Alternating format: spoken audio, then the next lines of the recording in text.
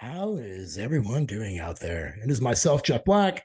I'm joined by the amazing Brandon DeCruz. He looking very, very tan. Got the North New Jersey look going on. But today we have episode 70. Is metabolic adaptation or adherence to blame for weight loss plateaus? Examining the true impact of adaptive thermogenesis has compared to compensatory eating on dietary success. That's a lot. All right. It's a mouthful. I'll tell you that. But you know what? This is going to be a deep dive, to say the least. No, I don't doubt it. I was just laughing reading the title because Brandon has like these long ones. I would have just been like, is metabolic adaptation blame for weight loss plateau? And that's about the best you would have gotten out of me. And maybe that's like the damn writer in me that Steven pounded into the ground. I don't know. But I'm just like, Pete, let's just make this 4 words. Fuck you, listen.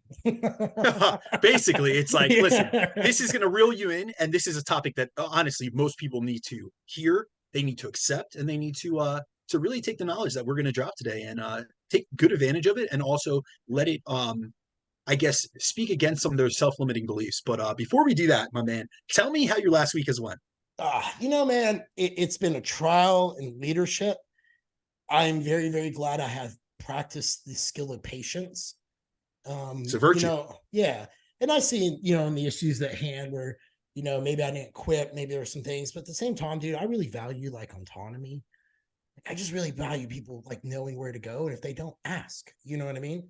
That's what like a quote unquote CEO and president do. Solve the problem, move forward, solve the problem, move forward.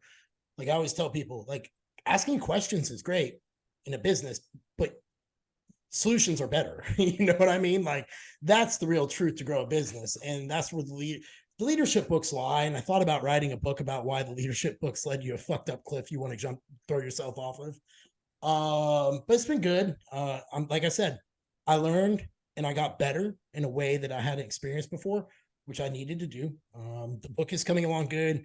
I got it back from the line editor. So now I'm off to send it to an actual like agent is what they want me to hire.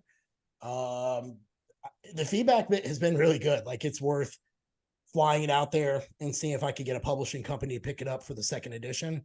So yeah. And with Boom coming along and me being on that show, I'm pretty excited about that. So that's gonna be a great opportunity.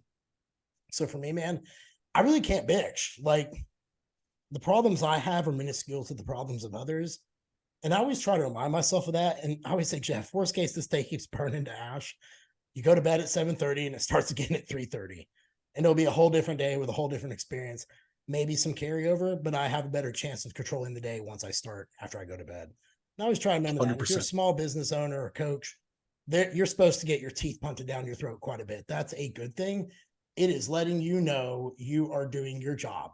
And that's all you ever want to know. Because if you can say you got it better, then boom, that is what it is. So how was your last 7 days, dude?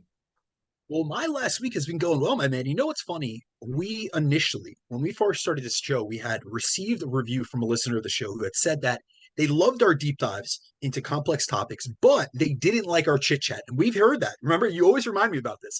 And so they didn't like our chit chat or our recaps at the start of the show. However, in the last month, I've received several DMs, like literally like a dozen DMs or emails from listeners of the show, and then also from clients of both of ours. So either my clients or your clients. And they've said, and I'm going to quote this actually, they've said that they love the intros where you guys talk a little bit about yourself too. And so with that, in the spirit of that, I'm going to, instead of rushing through my recap of the week and just diving into the research, I'm going to give you yourself and the audience a little update of how things are going on my end. Because you know what? People want to hear this stuff. Yeah, no, we're allowed because we only had one review. We only had one review that didn't like it. And you know what? I have a dozen that outweighs that. So let's get into my week. And so in terms of how things are going on my end, from a training perspective, I just wrapped up my first mesocycle of the DELT specialization cycle that I'm running this block. And so for anyone out there that isn't familiar with what a specialization cycle or specialization phase is, it's essentially a block of training where we program in a manner that targets weak or essentially lagging muscle groups by prioritizing the training of those target groups. And essentially what we're trying to do is optimize their development and bring them up. And so this type of training phase manipulates variables like your volume, your frequency, and your relative intensity in a way that optimizes our ability to get specific muscles to grow. So I actually think that this is probably what Joe will have you do with your legs, where you'll put an extra emphasis, more volume allocation towards them. Yeah, no, I'm and it's smoked. a I did really legs Saturday and Monday, and I'm already like gone. I'm like, I got him Wednesday again. Shit. absolutely. And here's the thing. So this is something I've seen. This is actually one of the main training programming strategies and approaches that I use with both my intermediate and my advanced clients. Because if you really think about it, once we get past like that newbie or that beginner stage of training, we all notice that our rate of muscle growth slows. And so, Mhm. one way that I found to, I guess, expedite growth and then also kind of like mitigate this and work around it is to dedicate specific periods of time training a specific muscle group more frequently and making it more of a priority within my weekly training setup to dedicate more of my training stimulus towards it. So right now, what I'm doing is I'm running a delt specialization phase where I'm specifically looking to bring up my lateral delts, which other people will refer to as your side delts. And so one thing I'm doing differently this phase, and this is actually something we got a little bit into this. We're gonna have an episode released with Eric Helms. I think it's gonna come out after this, correct? Whenever you want, we'll chat about that. I didn't Okay, know if you want perfect. to hold it for a later date or what you want to do. But, speaking of Joe Jeffrey, I think we got to do him justice and bring him on if we ever can. I know he's in Greenwich Min time. I know he's busy, but I think he That's the might thing with spare Joe. 60 minutes for us just to have a quick conversation of why it's so crazy. Because I mean, you know it too, but I think it'd be cool from my perspective to understand it because I've always done volume. You know what I mean? Yeah, So this is no, like a absolutely. completely different But this landscape is for me. something that I did prior to Joe. I've run it with Joe as well. He does it a little bit different than I do it, but we kind of come together when we're doing our programming. I kind of send him ideas and we bounce things off of each other because this is a mentorship and a friendship that's went over 3 years. So really what I'm doing differently this phase is I'm biasing more the lengthened position of every side delt movement that I'm utilizing. And that's something that, within the last 2 years, and this is something we covered with Eric Helms on one of the podcasts that we did with him, there's just a ton of research that's coming out about the fact that the lengthened portion of an exercise, so that stretch position essentially, so that's a portion of the exercise where the muscle is stretched. It's under tension, but it's stretched, is the most hypertrophic part of the rep. And so the issue with the majority of side delt exercise, think about most of the side delt exercises you do, a dumbbell side delt lateral, that is going to be hardest in the shortened position. So when your arm is all the way up, that's the exact opposite. Think about when your arm is down and you're actually in a lengthened position, there's no tension because the dumbbells are at your side. So what I've done is this phase, I've literally switched out every single dumbbell movement and machine movement that I've done for side delts and went exclusively to cables so that the tension curve is more in that lengthened position. And so I'm doing like wrist height, side lateral raises. I'm doing behind the backside lateral raises and things of that sort. And so this is the first time in years, dude, that I've gotten soreness in my side delts. And it's not only the fact that I've switched up my exercise selection, but it's also the fact that I've titrated up my volume. And at this point, I'm working up to 20 sets per week on my side delt. So I'm getting much more of an overloading stimulus on this area.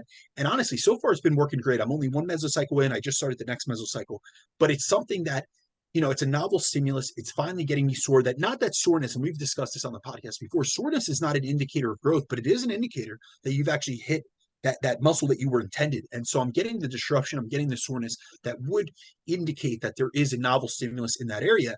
And this is something that I found to be really, it's an area of literature that I found to be very interesting because it's just within the last 2 years that we've really seen this. And if anyone in the audience is interested in hearing more about the benefits of what I'm speaking about in terms of length and overload work, this is actually something we covered in detail with Eric on the last time he was on the podcast, which was episode 43. So I definitely encourage you guys to go back on that. But besides that, man, training's going well. I've been crushing food lately. Like we just had a podcast where we spoke about like adaptive metabolisms, and I'm at that phase where I'm out of the dieting phase. I've titrated up my food, and I'm big into taking an approach where I periodize my approach to nutrition alongside my approach to training. So as my volume has escalated up, so has my carbohydrate intake. So I'm, aligning those titrations up, and I'm well fueled and I'm feeling good. So everything on my end is going well. Business is going phenomenally. It's very interesting that generally in the summer things slow down. People go on vacations. You start seeing less inquiries and things of that sort. And then we also have to take into consideration that, you know, depending on what political landscape or financial landscape you go into, some will say we're in a recession, some will say we're not. I'm not getting into that debate or that argument, but we do know that most people aren't in a great financial position. But I will say that I've been blessed that I think really in this part of this industry, we saw that during COVID, there was just such an increase in the amount of online coaches that they came out into the space because people transitioned from being in person because they had their gym closed to online. But really, this is where the cream of the crop really rise to the top. And so I've really seen, even in the periods where I hear from a lot of other coaches that they're slow, I've been really blessed to continue getting inquiries, continue onboarding new clients. And I think it really comes down to the fact that when you have as much experience as you and I do, and we separate ourselves from the rest, like we have a skill set that many others don't. And we also have experience working with such a wide variety of background. Like really what I'm taking on a ton of clients is with functional nutrition cases. So people dealing with hypothalamic amenorrhea, people dealing with, previous down regulations and hormones, or, things like relative energy deficiency and all these different syndromes. And it's something that your basic macro coach is not going to be able to work through, is not going to be able to get anyone out of. I'm dealing with chronic dieters with decades of dieting experience under them, and also many adaptations as a result. And so it's been a blessing that I've been able to take my skill set and just continue to help more and more people as a result, and just see my business grow, where a lot of people are saying that they're stagnating, or, and it's interesting because anytime you and I talk about business, it's always like things are going positive for us, but it's also because we've separated ourselves from how other people do things, and also the standard of excellence that we put forth in terms of our work. And that's just, for anyone out there that feels discouraged, like realize you will be there, but it takes, like, I'm 11 years into this. You're 2 decades into this. Like this shit didn't come overnight. I've worked my ass off, sacrificing many things, and invested more into my education, into this process, and to my clients than almost anyone that I know. And that is paying off now. But, you don't become success overnight. A lot of people want that, or they desire that, but this has been, I'm successful in business now 10 plus years into coaching. Yeah, man. I just want to touch on one thing for those who kind of like read that lower volume. That was me. I used to just pick a weight and work my way up until eventually the third or fourth set, I'd fail at the number I designated prior. That 2-set shit ain't no joke. And especially with max sets. And I don't know if it's because I could just go right there when I need to. So therefore, like DC always did well for me, but I'm way more enhanced than Brandon right now because I'm trying to grow a weight class potentially. And if I'm having some trouble overcoming it, I can tell you, when people say that low volume doesn't work for them, I'm always like, send me a video of your set. You know what I mean? And you can see like where it's like that bar path theme slow down, and it's like you called the set. You know what I mean? Well, I hit the target reps. I'm like, oh, you missed the point. It should be like a grinding death on that 8 rep, if depending upon the RIR. But I think a conversation would be great about this. So before we go like on this tangent of training, I just wanted to point out that shit ain't no joke. I'm a specialist. No, absolutely. And I think that once the audience listens to what Eric and I went over, so we actually spoke about the interaction between proximity to failure, so training to failure, close to failure, and volume, and how these are dials essentially that when one goes up. So for instance, when I'm doing 20 sets per week on my side delts, I'm divvying that up. It's 5 sets per session, 4 times a week. I'm not training every single set to failure because I'm trying to get a robust stimulus, and I'm using volume as that method of increasing the progressive stimulus. However, there's 2 different roads to Rome. You could do low volume and high intensity, meaning taking it to the fucking house. Or you could do higher volume and less intensity, or lower relative intensity, meaning maybe 2-3 reps in reserve. So both paths lead to Rome. It just matters what your body responds best to, what your psyche responds best to, and also going back and forth between the two. I think that there's a big benefit of changing your training style. So you're going to see a benefit having changed from where you were at, going to this almost polar opposite of what you've been doing the last year. And that's going to be a novel stimulus that provides your body with something, a different challenge than it's been facing recently. And you're going to grow as a result of that. Just like, dude, I went from doing 6 sets of side delts per week, and I've titrated that up over the course of, and keep in mind that my previous training cycle structure was in a mini cut. So I was in a hypocaloric state. I obviously wasn't pushing my volume, but we've titrated up all the way to 20 sets per week on my side delts. Obviously my weekly volume on the rest of my body parts is lowered. Like my minimum effective volume for other body parts is much lower. And I'm also not focusing all of my, we have a volume budget essentially, and you need to allocate that towards the body parts and the muscle groups you want to focus most on. Generally, at this point, we're advanced. We're not going to grow everything at one time. So to divvy up everything and say, oh, I'm going to do 20 sets per week on every single muscle group, I would be thrashed, to be honest with you. And that would not be realistic. However, to give 20 sets on one body part and then put everything else on 10, I have more than enough of the adaptive resources to do that. And right now, that's what I'm finding to be beneficial for me. Absolutely, man. I think that's a huge thing, especially as you age. I've noticed that in my 40s. I just cannot do the volume I really want to do because I used to do crazy shit, rest balls, all high volume. I could recover. I could take 2-hour naps a day if I wanted to, the way my schedule was at the time. But anyway, let's get into this. Brandon, can you give us an intro to the topic of metabolic adaptation versus adherence? Absolutely. So metabolic adaptation is a topic that we've covered on many episodes of the show, and I've covered on probably well over a dozen other podcast appearances that I've made over the years, as it's an aspect of fat loss physiology that I not only find fascinating, but I found that when I really understood it in great detail, it allowed me to find more effective ways at helping clients to lose fat in a more efficient manner. And so, despite that, as a result of covering this topic so much, I often receive questions from individuals who ask if the reason their weight loss and fat loss progress has plateaued is because of metabolic adaptation. So they kind of take and they extrapolate out and they misunderstand and misconstrue a couple of the things that I've covered with metabolic adaptation. But then at the same time, in the same breath, essentially, I work with and mentor a lot of other coaches and fitness professionals in this space. And often they'll ask me about what to do when a client hits a plateau and when they can't determine if it's due to adherence or due to metabolic adaptation. So on today's show, we're going to cover and essentially compare and contrast the impact metabolic adaptation has on the likelihood of causing a weight loss plateau as compared to the likelihood of that coming from lapses in adherence. Now, why people think plateaus occur as compared to what is really the cause of plateaus. I post about that with my story today with my before and after about weight loss resistance. The people who I tend to find that are hit plateaus aren't really as strict as they tend to want to believe they are when they really hold you, give you like a diary log or kind of explain to you what they did over the weekend. Like I have clients who be like, yeah, I did keto until Saturday when I ate a bag of Doritos, 4 chocolate chip cookies, 3 glasses of wine. I'm like, holy shit. But anyway, let's get into that. Why do these occur compared to what really is the cause of them? Right. So the usual thought process as to why weight loss plateaus occur is because you've developed so much metabolic adaptation from dieting that your metabolism has slowed down to the point that your calorie expenditure now matches your calorie intake. So essentially, you've dieted to the point where what was once a deficit is no longer a deficit whatsoever. And that's why people think that they're no longer losing weight. And then from there, many get frustrated from the lack of weight loss and slowly lose adherence and start eating more, which causes their body weight to creep back up and they start regaining the weight that they lost as a result, which is how most people would explain why weight regain is so common. And despite the fact that this theory sounds logical and it's claimed by many, this is yet another simple story within our industry, which doesn't actually explain what's going on from a physiological perspective and causes many to think that their body has this one body fat and body weight set point, which it can't get below. So once they diet down to a certain level, they think metabolic adaptation is going to prevent them from ever getting below this body fat or this body weight set point. And first and foremost, if you go back to last summer's episode, I believe it's episode 17, that we did with Eric Helms on what factors influence our body fat levels, you'll hear us discuss what's called the dual intervention model of body weight and body fat regulation, which disproves a lot of what those who believe in this body fat set point theory claim.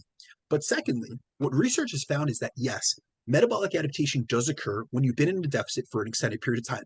I will never deny that. We've covered that many times throughout the course of the podcast. However, this will slow down your rate of fat loss and weight loss, as being in a deficit does lower your energy expenditure, but an actual plateau in weight loss is not caused by metabolic adaptation, as metabolic rate doesn't slow down to that much of a degree that it will match the amount of calories you have cut out from your diet.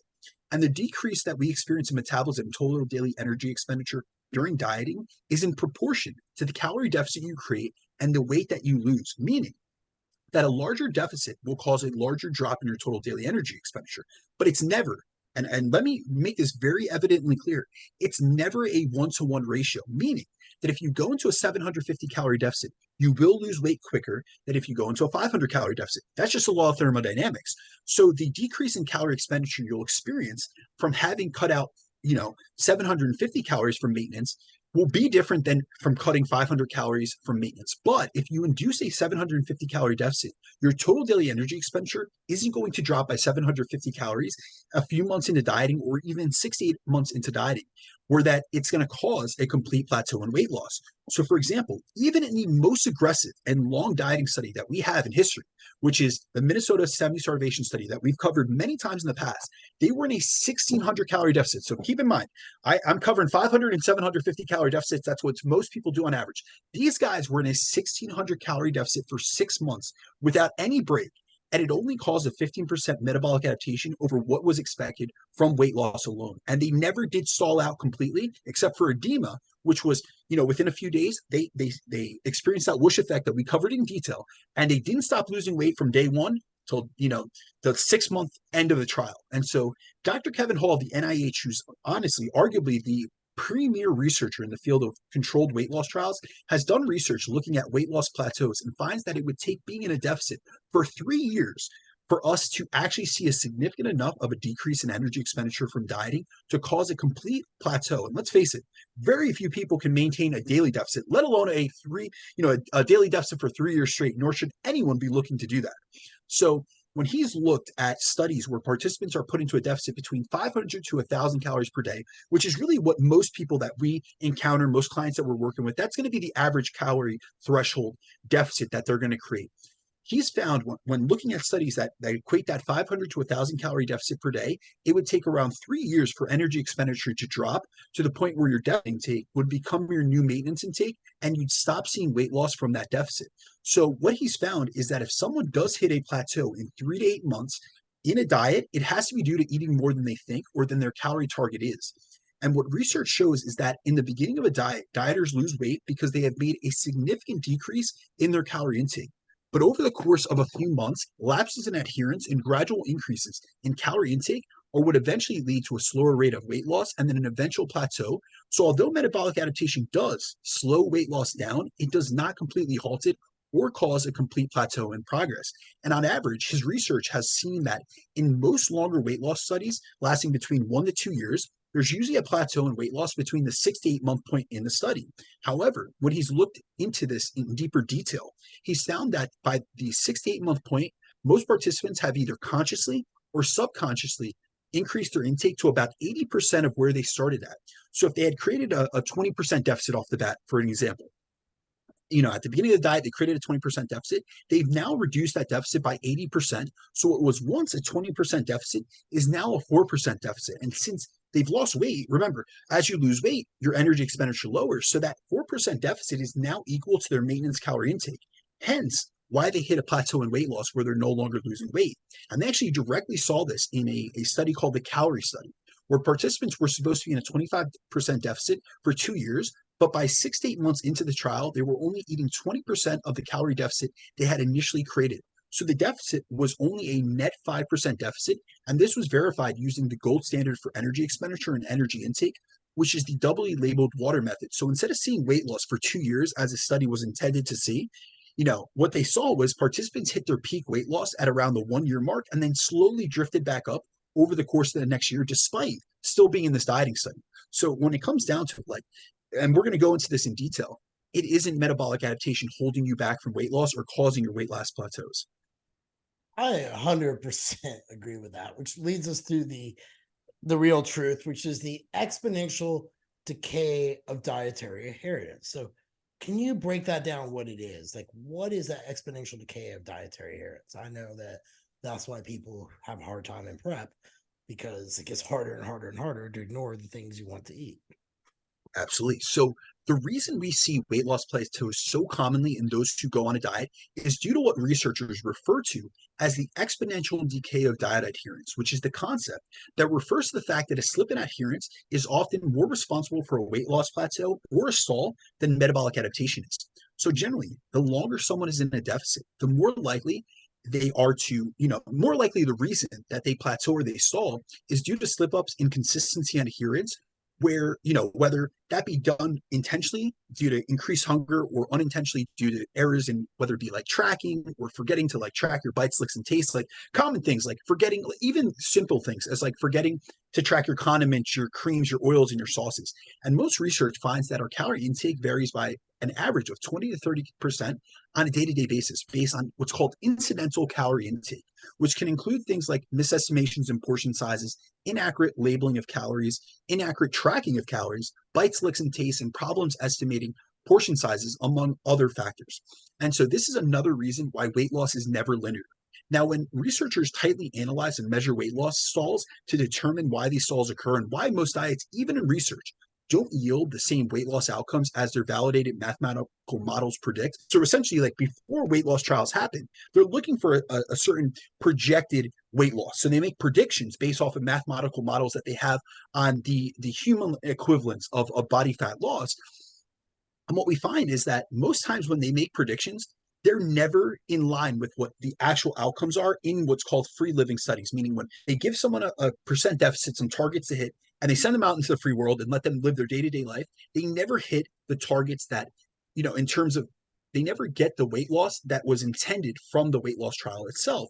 And that is due to this exponential decay of diet adherence. And when researchers closely monitor and analyze diet studies, they find that at the start of a diet, people are good at cutting their calories and getting into an effective deficit where they start losing weight. And this usually lasts for a good 1 to 2 months on average. Then after the 2 month mark, calorie intake starts creeping up and does so for the next few months. And at this point, these dieters are still technically in a deficit, but due to eating more, they've created a smaller and smaller net deficit, which results in less weight loss per week until around the 6 month mark on average, where they stall out completely and don't see any more weight loss due to the intake that they're now eating being their maintenance. And so the issue is at this point, many get frustrated due to seeing this plateau. And this is something we've all encountered. And so they're not seeing any more weight loss. So instead of shifting their focus to now maintaining their lower body weight or leaner body, or on shifting their focus and really focusing on being consistent with nailing their targets, they allow their frustration to prompt them to go back to their old habits and behaviors, which is why it's so common for those who go on a diet to regain all the weight they lost and sometimes more.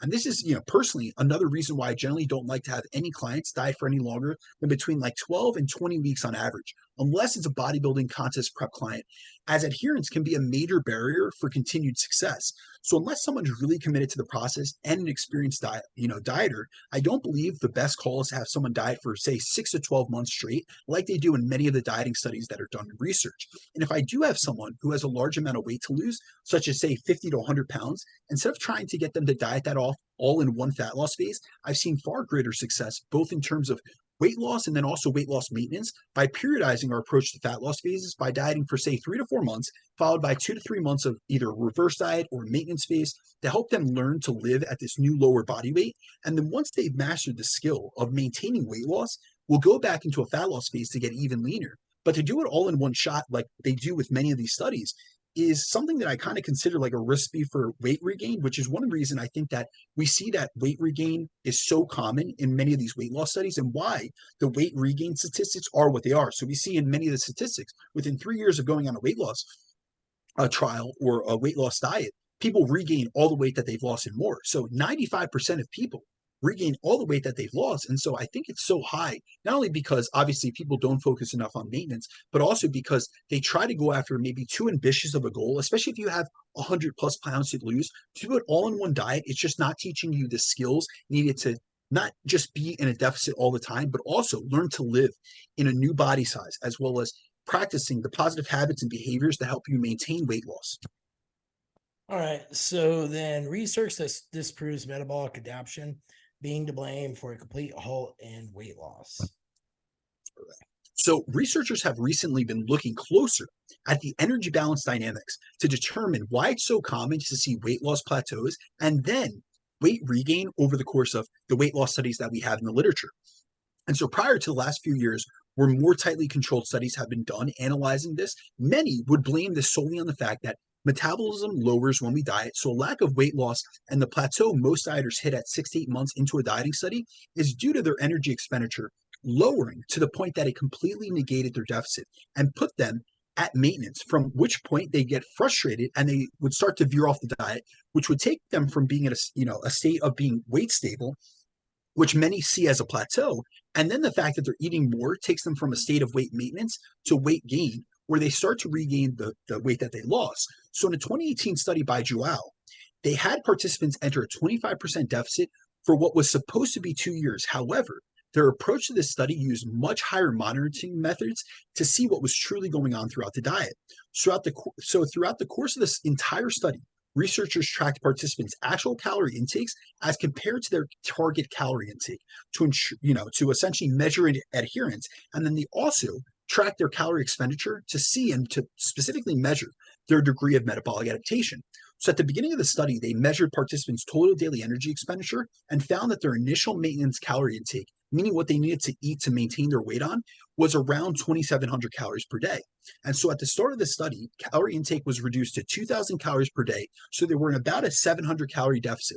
So they had hit this 25% deficit target, but by around 3 months in, when they actually checked their calorie intake, it had increased from 2,000 calories to 2,200 calories. So that 700 calorie deficit that they had initially created had decreased to around a 500 calorie deficit per day.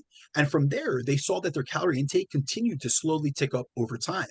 And then on the energy expenditure side of things, they saw around a 300 calorie reduction in energy expenditures. That was what was due to metabolic adaptation. And that was seen around 6 months into dieting. But then that adaptation stayed consistent and it didn't become greater. So it wasn't like they went from having a 300 calorie, metabolic adaptation to more and more and more. It actually stayed, stable right at that percentage of metabolic adaptation, despite the fact that they continued to quote unquote diet for another 18 months. Then around the 8 to 9 month mark, they saw a plateau in weight loss. And when they measured their average daily calorie intake, it had increased from the initial intake of 2,000 calories to a bit over 2,500 calories, which was now their new maintenance, as they were a lighter person who required less energy to function at this lower body weight.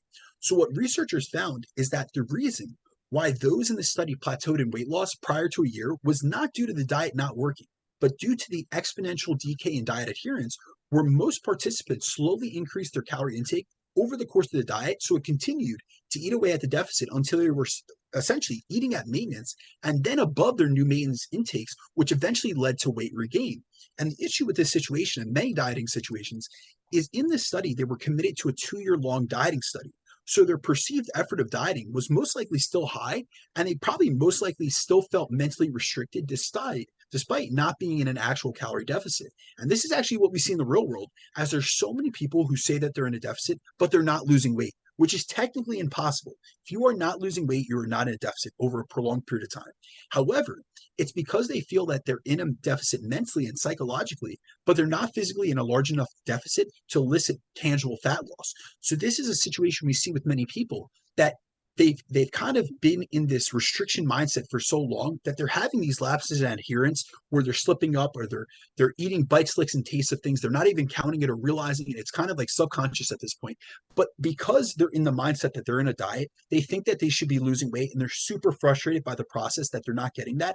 And that's really where we have to switch our approach and really focus on, when you're going to do a diet, you have to be focused on getting in and getting out, and don't make it longer than it has to be. Just be really consistent and adherent during that process. However, if you see that you're not losing weight over a prolonged period of time, it's not that you can't stall out for a week or 2 weeks, but if it goes 2, 3, 4 weeks, and you are not a female, which is on her menstrual cycle, or B, you are someone that you're not seeing any tangible progress over 4-week time periods, it's time to reevaluate what you're doing from a dietary perspective.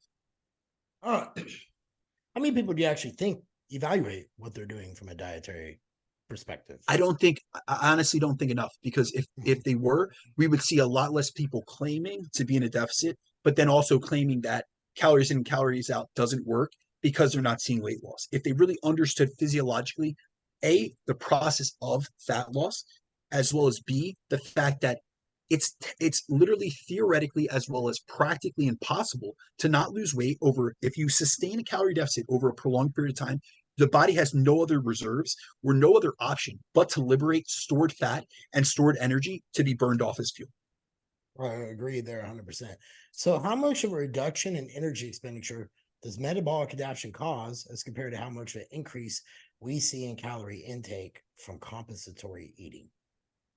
All right. So for sure. But so Dr. Kevin Hall's data finds that stalls in weight loss are more due to what's called compensatory eating, meaning essentially that's the concept of when you're in a diet, you're experiencing additional hunger and you end up eating more calories than either you expect or than your targets are.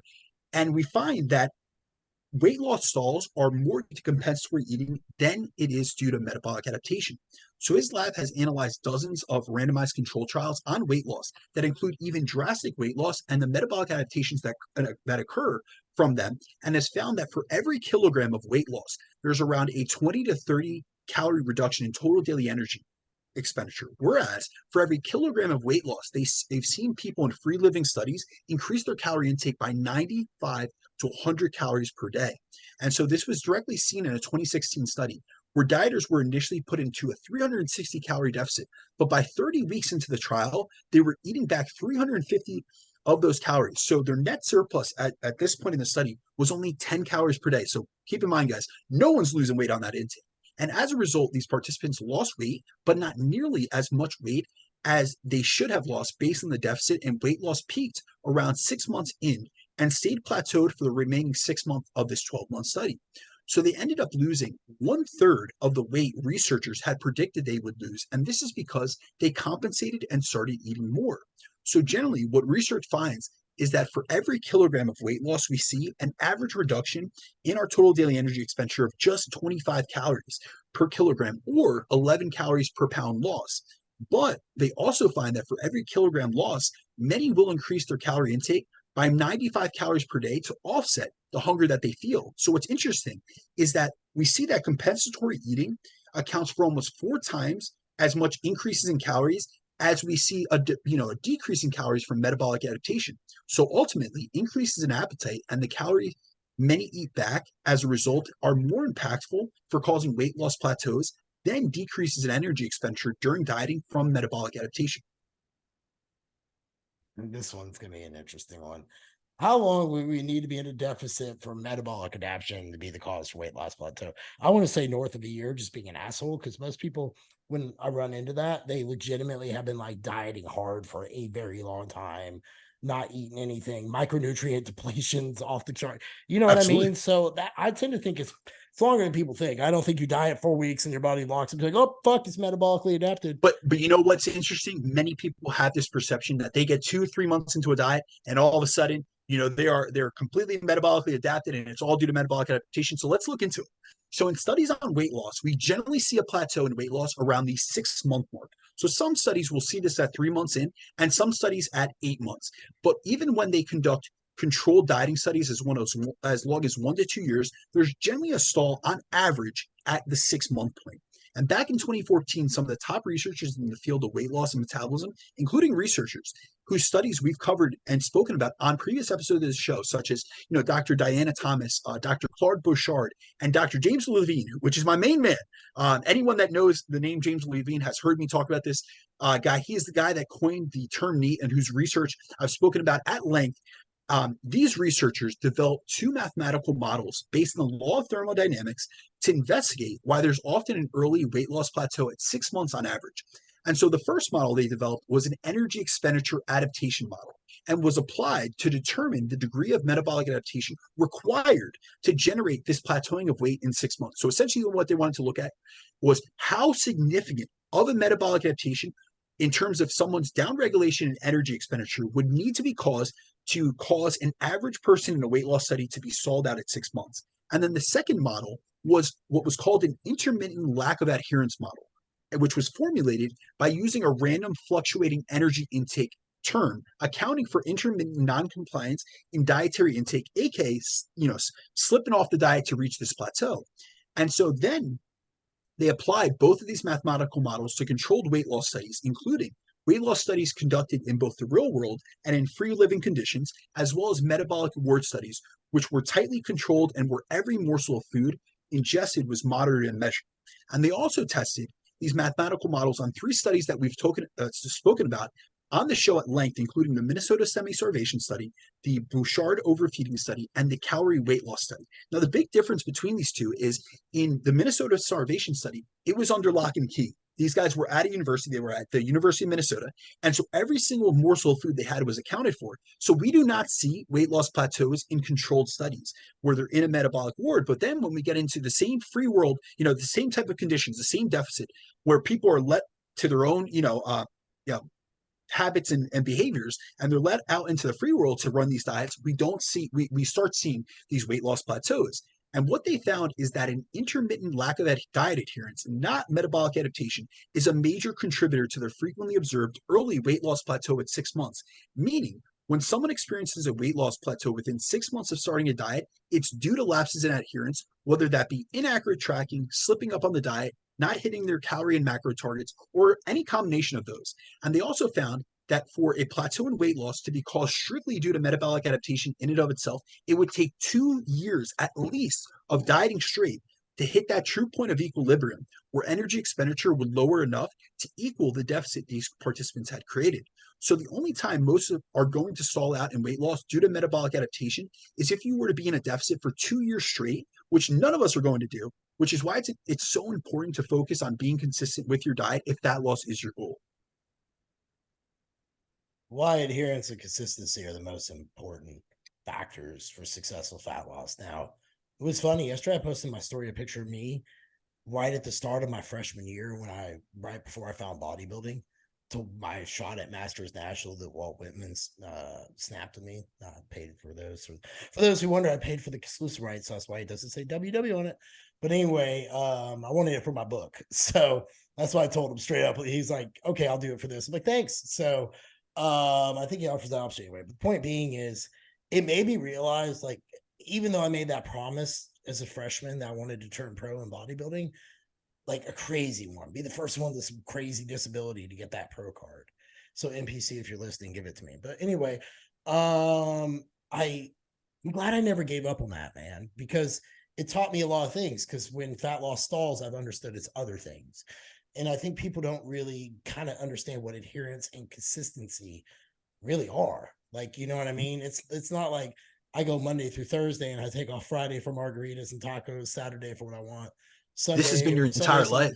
Right. You know, and that's why I always it's not, I try to always be nice to people in public, but when they're like, they'll grab my arm or my chest, but I get that in 6 months. I'm like, I bet even if I gave you Ronnie Coleman cycle, you couldn't do it.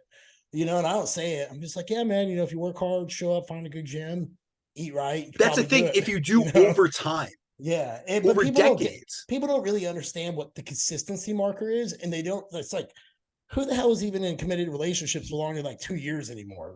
Right. Like, being committed and the consistency to be, it's just hard anymore for anything. And I don't think people realize, like, you only have so much willpower through the day, and the more you can set yourself up for success right out of the day, the better off you're going to be when you land that plane at night, which is where most people tend to have all the problems from what I've seen.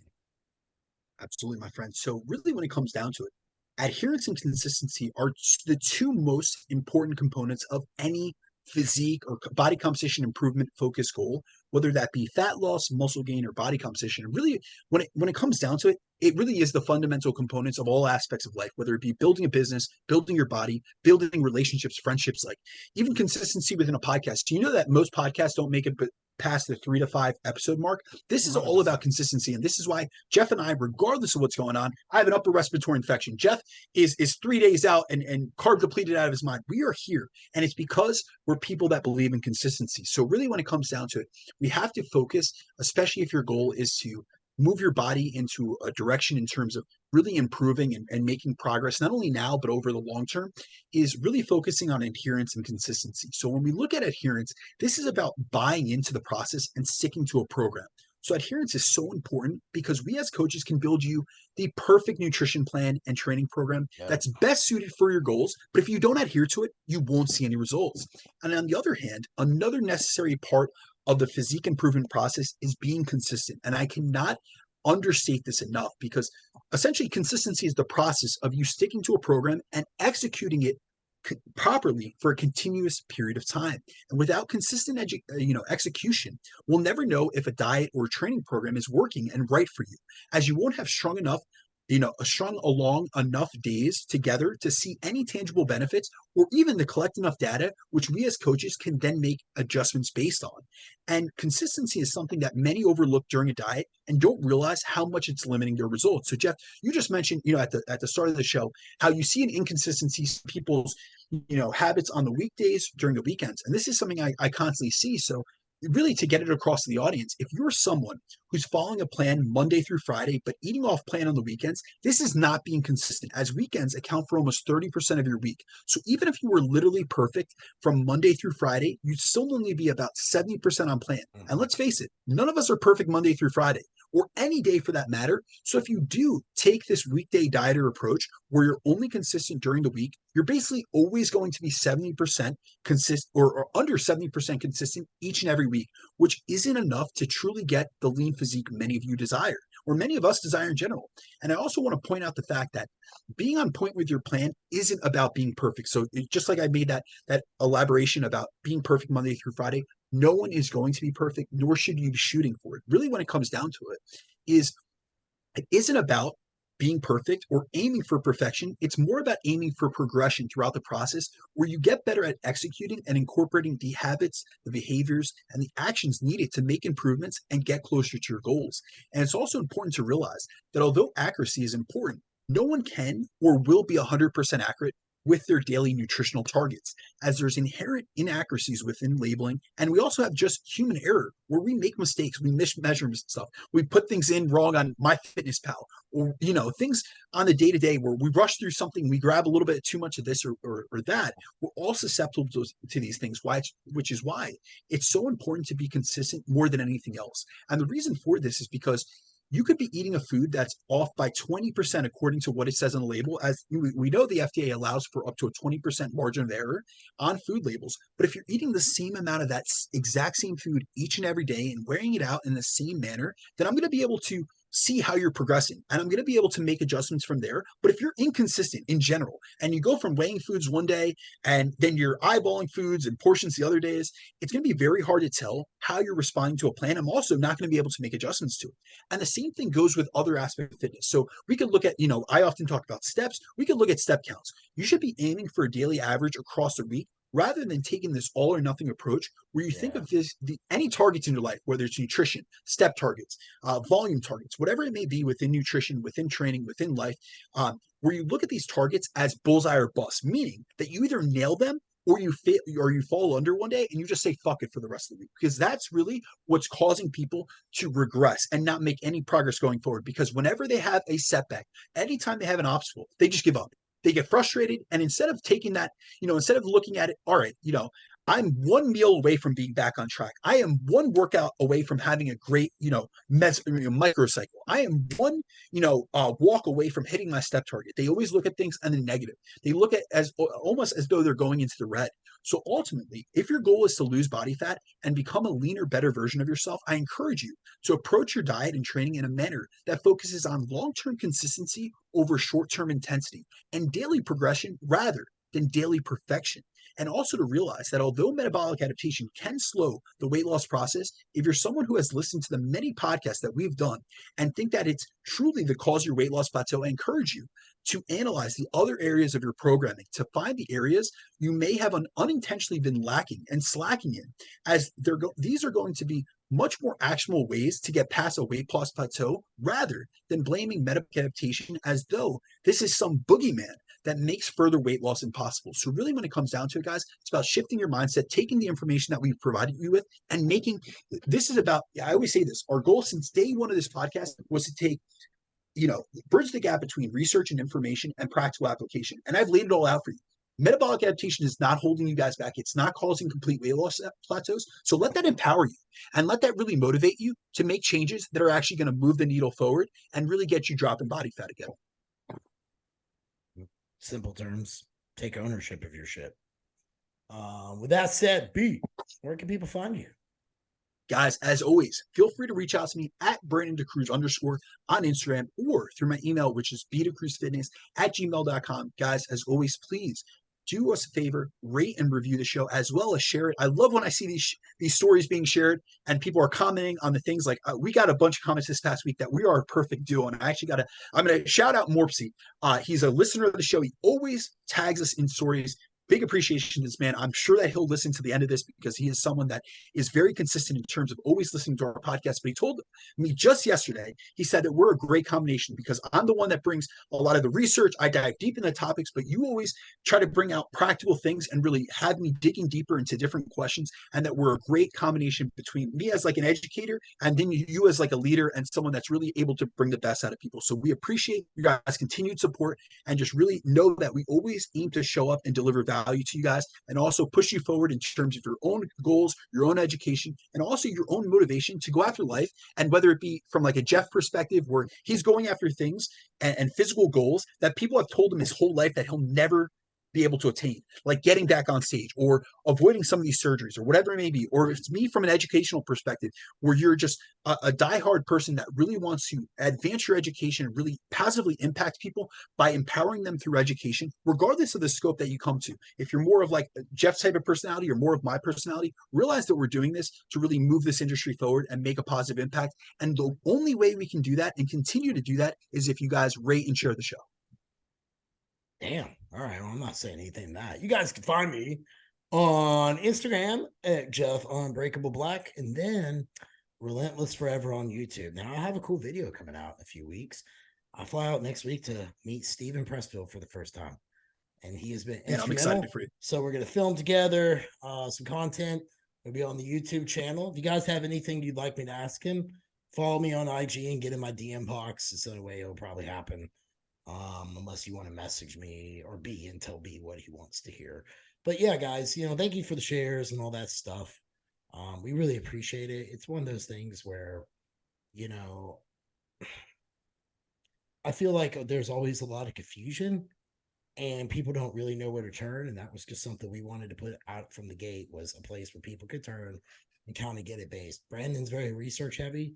I'm very book heavy from the books I read. So it's just different views. And Morsi, thanks for saying that, man.